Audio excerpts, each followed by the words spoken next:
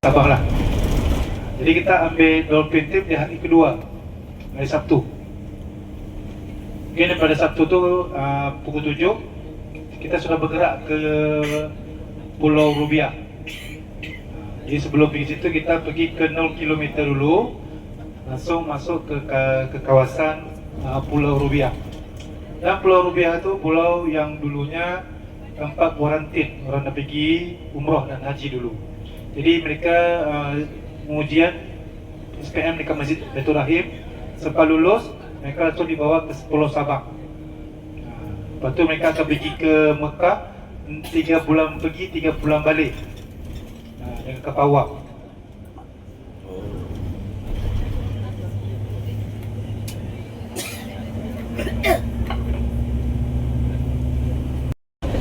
Okay, ni sunset. Cantik. Pukul masuk 6 tadi cantik merah. Okey, kita masuk ke Masjid Baitur Rahim. Ini Baitur Rahim. Ar-Rahman Ar-Rahim.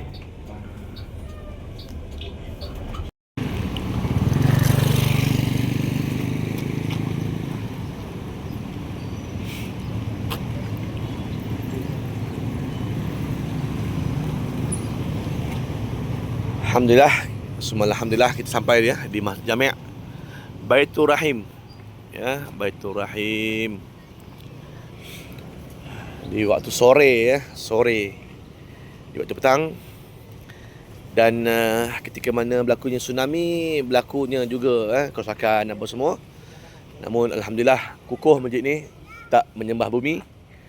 Dan menara ni yang baru ni dikatakan telah dibiayai oleh Sultan Hassan Al-Bolkiah daripada Brunei, Darussalam. Ada nama tu ada nama.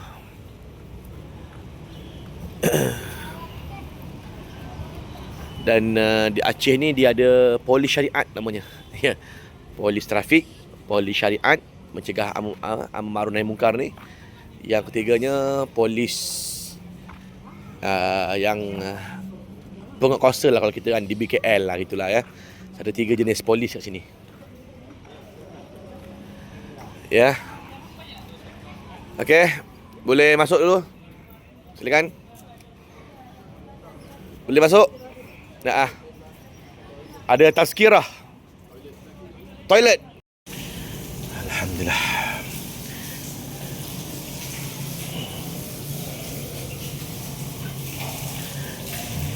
Dalam ya. Masjid Baitur Rahim. Ada satu lagi Baitur Rahman di bandar. Yang ni Baitur Rahim bermakna Ar-Rahman Ar-Rahim gitu kan. Nanti kita dah ambil wuduk siap. Ya, jaga wuduk. Ni ada tabung, boleh sedekah juga tuan-tuan untuk sedekah. Ada QR code juga.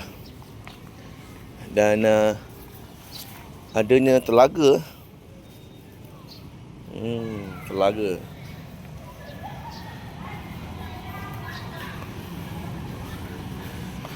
Ketika tsunami tu katanya tinggi. Bumbu masjid katanya. Kan air datang. Mana nak lari tuan-tuan. Ya, dan ini rumah Pak Imam.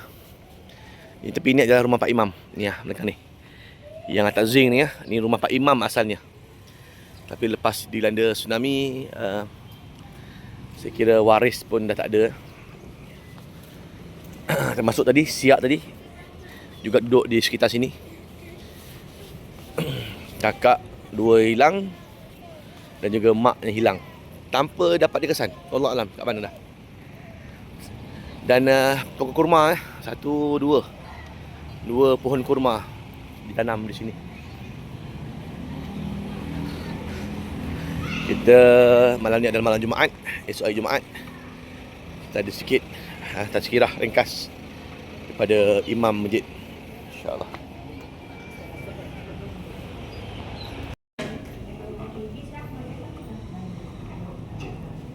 Bisa dengar? Cek. Cek. 1, 2, cek. Bisa balik. Cek.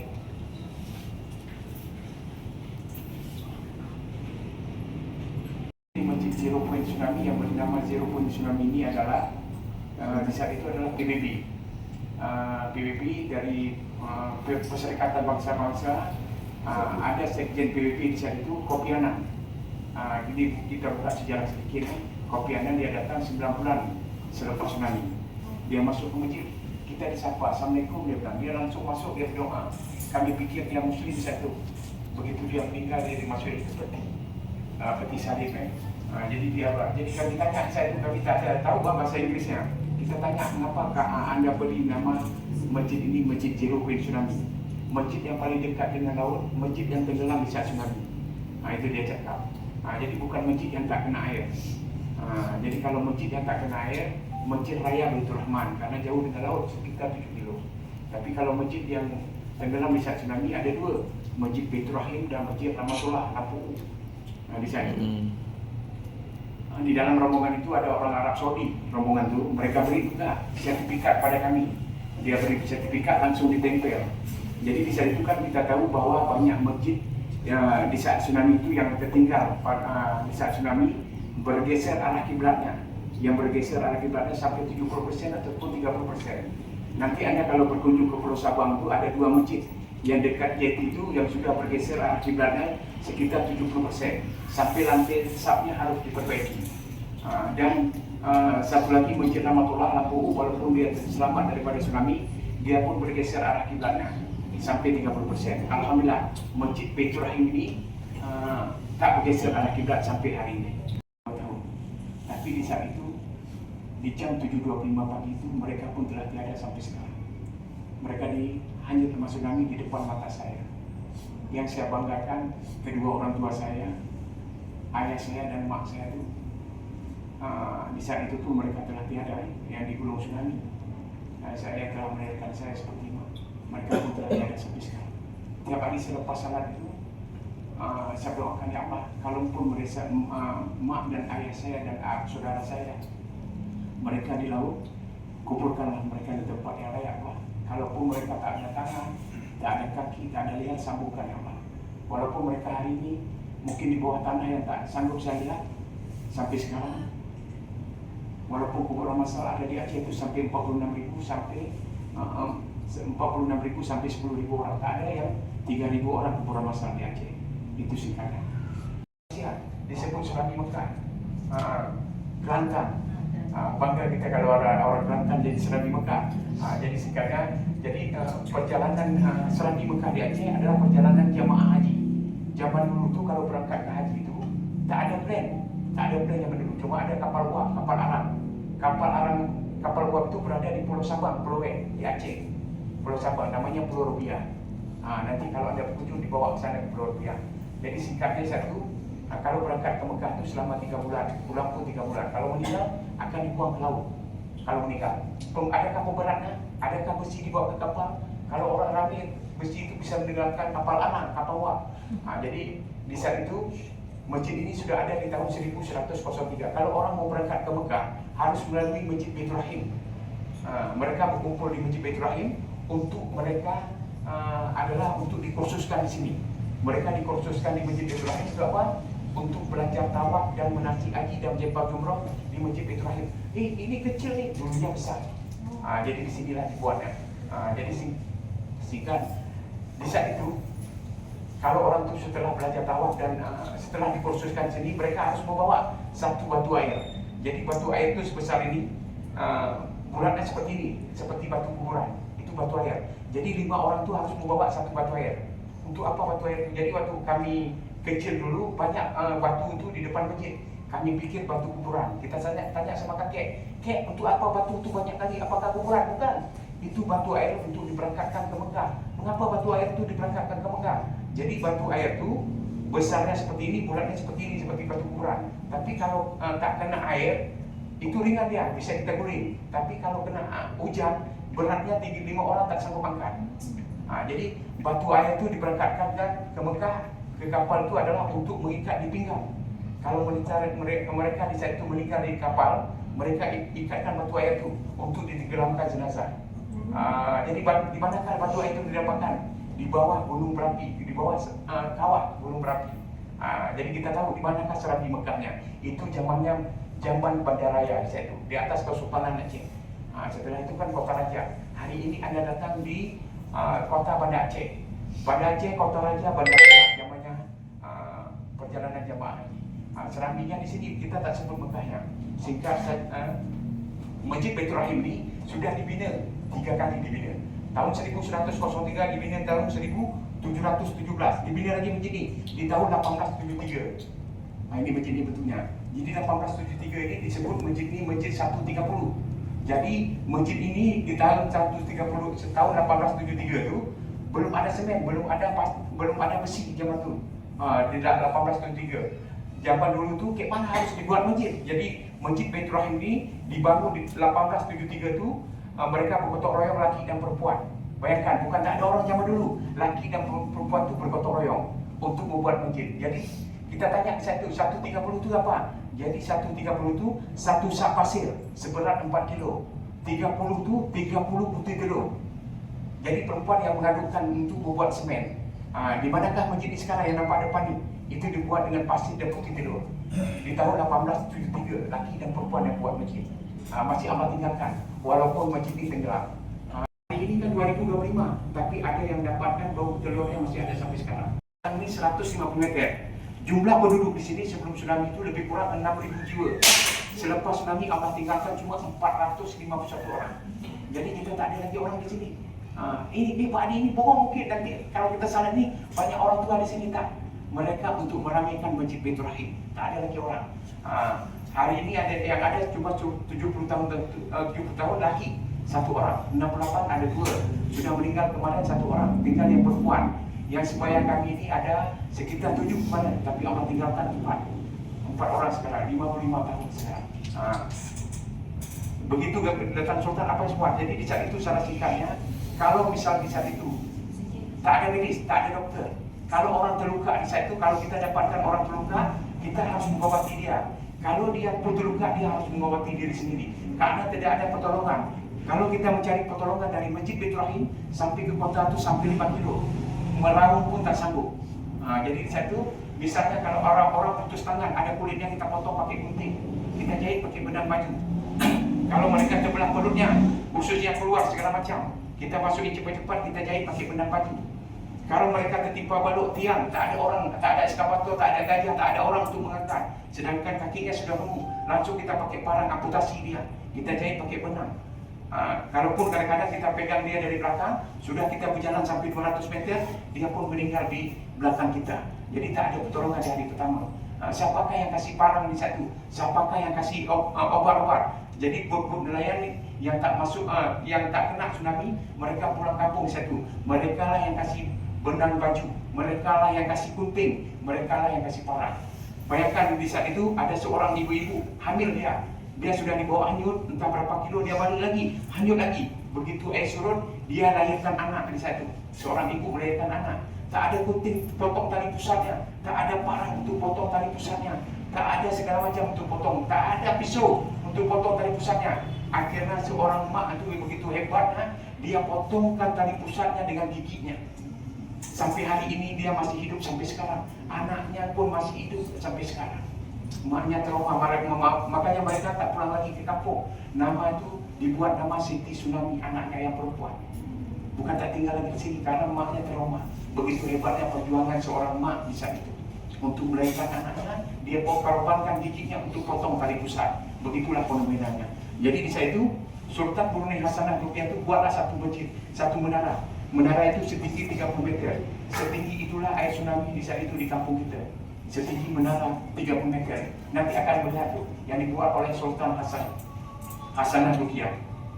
Itu juga. Udah ini tuh, udah itu. 6 kali. Jadi kalau 6 kali itu dari belakang 3 kali, waktu air surut itu lebih parah. Kenapa? Dia bawa sampah, dia bawa kayu, dia bawa besi. Tapi tak ada satu benda pun yang bisa masuk ke dalam Masjid Baitur Rahim. Mereka seperti saf berdiri di depan masjid. Hari pertama langsung bisa salat di sana. Jadi Allah tinggalkan cuma 3. Masjid, perigi telaga dan rumah imam. Perigi ini satu jengkal itu bisa mencukupi 1.500 jemaah di hari Jumaat. Jadi perigi ini kita pakai masjid sekarang. Kenapa? Semua mereka jadikan hospital. sakit gigi, sakit kepala, sakit ini, tak punya anak semacam seperti orang perampak, mereka berbondong-bondong, maka kita pagar besi. Sekarang nanti kalau kita lihat sebelah kanan tu masjid tu ada gerigi dan rumah tu imam. Tu imam ini adalah imam rawatib, imam cadangan. Imam tak ada nama, satu minggu kita pernah berdiri satu imam, imam rawatib. Tapi tu imam ni usianya 87 tahun di satu. Namanya Tengku Abah Yunus. Tapi di saat tsunami itu dia stroke, tapi dia sempat hanyut 3 kilo. Mengapa kita cakap 3 kilo? Berarti dia selamat. Jadi kita tanya sama tu imam, di mana tu imam tu hanyut? Sedangkan dia stroke dia imam rawatib, tak pernah tinggalkan jamaah dia. Tetap dia berjamaah, merangkak pun merangkak. Tapi ada anaknya yang perempuan, dia tetap mengambil wuduk ayahnya tu. Dia wudukkan karena anak perempuan tu dengan ayahnya kan tak batal wuduk. Dia bawa subuh-subuh tu. Kalaupun di saat itu dia terbaring ataupun tertidur dalam masjid, dia tetap membawa ayahnya untuk berjamaah. Tuan imam tu hanyutnya sekitar 3 kilo. Di saat itu dia sempat. Kita tanya pada Tuan Imam di manakah Tuan Imam tu hanyut? Itu batang kelapa. Batang kelapa itu masih ada sampai sekarang. Tingginya 20 meter. Karena Tuan Imam di saat itu sempat pegang pelepah kelapa. Waktu air surut dia jatuh. Akhirnya di saat itu Tuan Imam ini ada di atas atap waktu air surut. Jadi mereka lihat di situ ada orang selamat di atas masjid yang tersangkut. Sekitar 8 orang, 3 laki-laki, 6 perempuan, 9 orang mereka selamat. Mereka tanya, Tuan Imam ada di atas pokok, siapa yang naikkan? Saya kan stroke di satu, siapa yang naikkan saya? Tapi Tuan Imam itu tak ada yang tahu siapa yang menurunkan Tuan Imam di situ. Jadi kita bayangkan di mana sampahnya dari rumah, dari masjid ini sampai 5 kilo tu. Tinggi sampah tu 2 meter, 3 meter. Tapi Tuan Imam itu bisa berjalan kaki untuk mencari istri dan anaknya. Walaupun hari ini anaknya dan istrinya tak ketemu, tapi Allah tinggalkan rumah Tuan Imam untuk kita lihat sama-sama nanti. Tapi tak bisa masuk lagi, kenapa? Tidak diperbolehkan masuk. Karena apa? Semua orang berbondong-bondong ingin salat rumah Tuan Imam untuk cari berkah. Ada yang bawa air, ada yang bawa minyak untuk ditaruhkan pasir. Hari ini rumah ini mati ada sampai sekarang. Inilah Allah berikan kebesaran untuk kita lihat bersama. Tapi tak bisa masuk lagi. Jadi air pergi itu bisa masih ada di dalam masjid. Mau cuci pipi segala macam. Kira-kira ada pertanyaan, kita jangan cerita-cerita. Ada yang bertanya? Kalau tak ada tsunami, mungkin Aceh ini tak pernah damai sampai sekarang. Kalaupun tak ada tsunami, tsunami berapa kita bilang alhamdulillah kepada tsunami. Kalau ada tsunami itu, semua dunia itu tak tahu apa yang terjadi di Aceh. Aceh itu di saat itu begitu beringasnya, askar dibunuh, diperkosa segala macam. Tiap hari kita ada orang yang meninggal di sana. Satu hari itu 30-40 orang. Karena mereka askar itu yang membuas, mengganas di situ. Itu sih kita tak persoalkan itu. Jadi kita bisa berdiri di bawah batang kelapa. Kok burung laut itu pada terbang ayam itu tak putus-putus ya.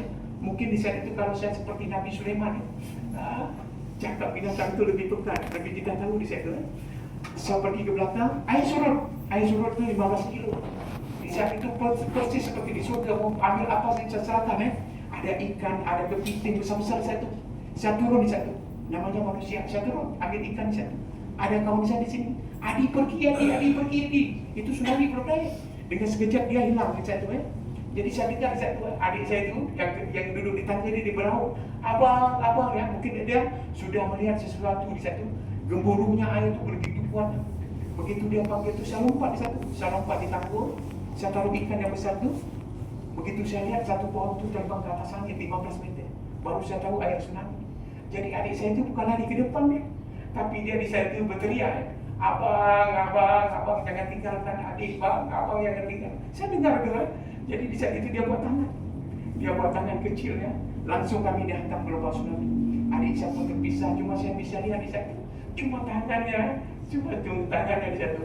Mungkin dia ajal itu, dia tiap hari dia memanggil saya, mungkin hari ini, abang jangan tinggalkan adik. Akhirnya saya digulung tsunami, sampailah ke 5 kilo. Ada sudah berkunjung ke kapal besi, kapal elektrikal. Saya di bawah kapal elektrikal, di bawah kapal besi. Kalau air tak surut, mungkin masih ada saya di sana. Begitu air surut, saya dibanting keluar. Akhirnya di sana itu seperempet satu buah tiang. Begitu rasakan ada satu benda di satu, benda yang masuk ke perut saya di satu. Ada besi yang masuk ke perut saya ada dalam air di satu. Begitu sakitnya, besi itu sudah menancap karena seperti bor satu. Akhirnya di satu, ya Allah, saya bilang, ambil nyawa saya. Allah merepit di satu. Mungkin aja saya sudah tiba. Allah merepit sekejap di satu. Akhirnya di satu saya panggil, Adi, sakit, tolong Adi. Tapi tak respon. Tapi di situ terdengarlah suara, La ilaha illallah, La ilaha illallah. Begitu di satu saya sambut kalimat itu, besi yang tak sanggup saya patahkan patah di satu. Begitu patah saya pun dihantam lagi gelombang. Akhirnya saya bangun itu jam 6 petang. Jam 7.25 pagi, jam 6 petang. Hampir 8 jam saya di bawah sampah. Begitu saya sadar satu, saya lihat besi masih ada 1 jengkal di perut. Saya merayap, saya berjalan untuk cari di hospital. Singkatnya satu, begitu saya jalan tu, saya cabutlah besi. Saya cabut besi itu, saya masukin kapas dan betadine karena tak ada doktor, tak ada medis di satu. Saya cabut, saya ikat dengan spray. Malam itu pun saya berjalan. Banyak di bawah sampah itu masih berteriak, aku minta tolong. Orang tua pun tolong. Saya jumpakan di situ ada suara budak kecil, dia berteriak, tolong di belakang. Dia tak bisa nafas. Di hati saya berkata, balik, tolong budak itu. Mengapa orang lain itu tak ada batin di situ kan? Begitu saya lihat budak itu terjepit di bawah kayu. Begitu saya tarik, jari saya itu masuk kepalanya sudah pecah. Begitu saya tarik sekali lagi, dia pun terbanting di situ. Saya lap mukanya, sudah jelas satu. Rupanya di situ begitu saya dengan jelasnya, saya peluk dia. Rupanya anak saudara saya, umurnya 6 tahun, di situ anak perempuan. Maka Allah katakan balik. Akhirnya saya ikat dia dengan plastik di situ. Saya tidur di satu masjid. Tak ada yang kasih makan. Malam gulita tu malam hari pertama. Tak ada yang kasih makan, tak ada yang memanggil kita segala macam. Orang besar kita berteriak terus tu, tak habis-habisnya. Darah. Kalau kita berteriak, darah pun mengalir. Begitu singkatnya mungkin saya di saat itu tertidur. Paginya dia bangunkan hari kedua tsunami. Pakcik, bangun pakcik, dia bilang. Pakcik, bangun pakcik. Begitu saya buka mata di hari kedua tsunami, di pagi itu. Begitu saya lihat darah masih mengalir, badan sudah pucat, kaki pun tak bisa bergerak, tangan tu tak bisa. Cuma mata saja satu alat. Dia pun sudah pucat di situ. Ayo kita pergi, saya bilang, tapi tak bisa pergi. Jaga pakcik, saya bilang. Jadi di saat itu hari kedua tsunami itu, orang yang mengevakuasi jenazah tsunami, mereka belum ada beg mayat, belum ada kantong mayat, belum ada plastik. Kalau mereka dapat tikar, mereka dapat segala macam, mereka semua bungkus, mereka ikat kaki, mereka lempar ke lori. Di hari kedua tsunami, satu persatu. Pas giliran saya di situ, mereka masukkan saya ke dalam plastik. Mereka anggap saya sudah meninggal di situ. Ya Allah, saya bilang, gerakan pada sebelah bahwa saya belum meninggal. Mereka ikat kaki saya, mereka ikat kepala saya. Posisi saya dalam plastik, dalam kantong itu seperti ini. Mereka lempar ke dalam lori. Begitu dalam lori itu ada satu orang mungkin tangan saya keluar. Dia pegang lagi, masih hidup. Waktu mereka buka dalam plastik itu saya bisa bernafas. Akhirnya saya sempat koma 8 hari satu. Dalam koma pun Allah mereplik, Allah peliharakan sekejap. Tapi di saat itu terdengarlah suara yang berhenti. Dia minta kepada Allah di sana. Ya Allah, ampunilah dosa anakku, ya Allah. Ya Allah, ampunilah dosa anakku, ya Allah. Ya Allah, ampunilah dosa anakku, ya Allah. Begitu saya bangun di situ, saya buka dan mata cuma oksigen dan itu. Saya pikir ada mak di samping karena suara mak di situ kan. Mak ini Adi, mak saya bilang kan. Akhirnya saya keluar dari situ. Akhirnya saya berjalan kaki itu dari jam hari ke-10 tsunami itu. Dari jam 9 pagi itu saya berjalan kaki selama 3 jam untuk mencapai Masjid Baitur Rahim. Di hari ke-10 tsunami, jam 12 siang saya sampai ke sini. Dalam perjalanan itu, kalau ada mayat-mayat tsunami itu, saya bangunkan, adik bangun dek, ini apa dek? Bangun mak, saya bilang. Akhirnya saya sampai di Masjid Baitur Rahim. Jam 12 siang itu, saya ambillah air beligi itu, air wudu kan. Akhirnya saya naik anak lagi kelima satu. Ya Allah, saya bilang, seandainya nanti saya hidup Allah, seandainya nanti saya sehat Allah, saya akan mengabdikan diri Allah, akan saya bersihkan masjid ini Allah, seperti saya membersihkan kedua orang tua saya. Karena janji ini kenapa? Saya tak masukkan mak dan ayah dan adik-adik saya ke dalam masjid. Akhirnya ini di sini, apa cakap mak di situ? Tak apa adik, kita punya kereta adik, tak apa adik, kita punya kereta adik. Rupanya kereta mak dalam masjid di satu yang Allah tinggalkan sampai sekarang. Setelah tsunami itu saya kahwin di situ. 2005 saya kahwin sama-sama bangsa tsunami. Isteri saya itu tak punya mak, tak punya ayah, tak punya adik. Semuanya tak. Singkatnya itu, saya tak pernah melihat orang dilahirkan dari rahimnya. Di usia saya 33 tahun tak pernah saya lihat. Begitu istri saya masuk hospital, ya Allah, saya bilang, begini sakitnya. Seorang mak itu mungkin lahirkan saya, mungkin tangan dan kaki ini saya bukan mentah mak dan ayah. Hari ini saya lihatlah banyak budak-budak kita yang menjagakan mak, jagakan ayahnya di hospital. Ini sudah saya akhiri dulu ya. Assalamualaikum warahmatullahi wabarakatuh. Waalaikumsalam. Ni kali pertama dibina, renovate. Tsunami hancur tuan-tuan, pagar apa semua tak ada, rumah apa semua tak ada ya. Ni perigi ya. Dan ni rumah Pak Imam tadi.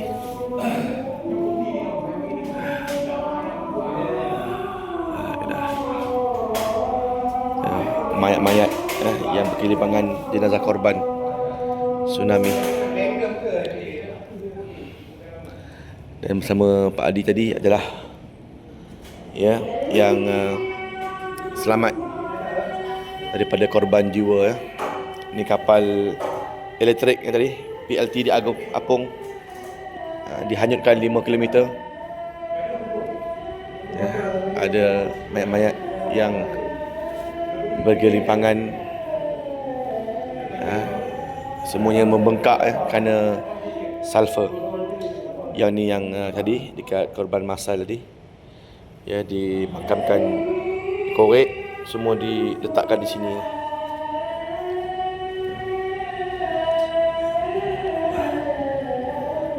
La ilaha illallah.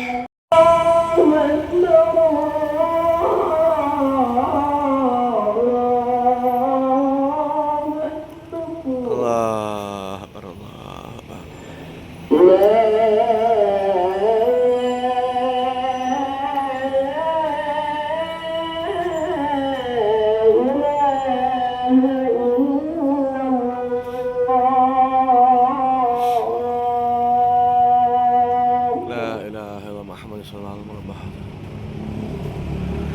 Sayyidina Muhammad Rasulullah Fadilah wa Syaraf wa Ta'ala.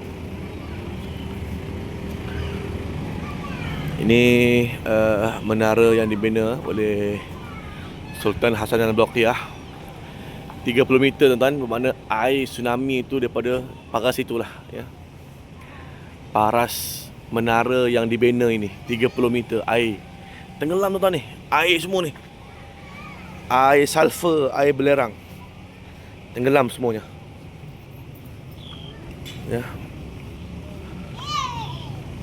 Inilah wajah-wajah setelah 21 tahun peristiwa itu berlaku.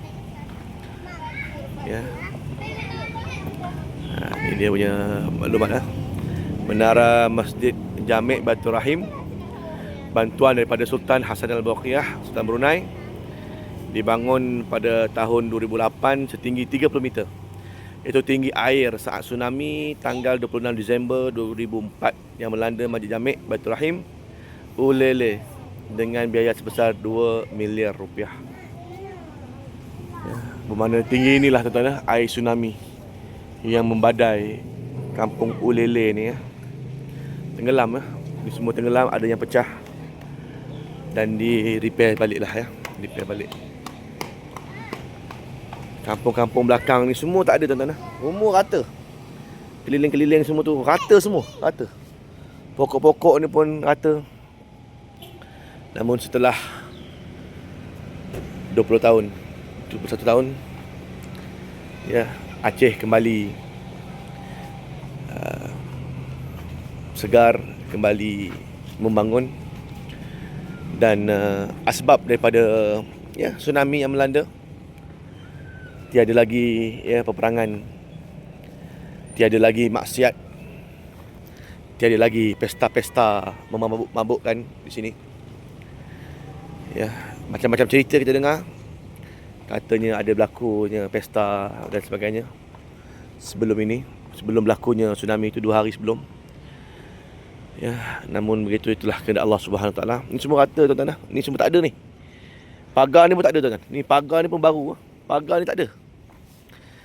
Dan tadi kalau tengok gambar tadi tu, tinggal sakit baki masjid yang mana ada, dan juga rumah Pak Imam saja. Rumah Pak Imam tu yang ada atap zinc ni. Itu je, yang lain semua tak ada. Lain semua tak ada tuan-tuan. Tinggal rumah Pak Imam sikit, itu pun separuh je. Pak Imam tu stroke tuan-tuan. Namun dibadai oleh ombak tsunami beberapa kali, terdampar atas bumbung Pak Imam tu. Pak Imam stroke atas bumbung tuan-tuan. Dan di atas bumbung Masjid Baitur Rahim ni pun ada 6 orang lelaki, perempuan, apa semua yang mengambil pelindungan di atas bumbung lah. Yang di bawah ni semua tenggelam, ramai yang meninggal lah.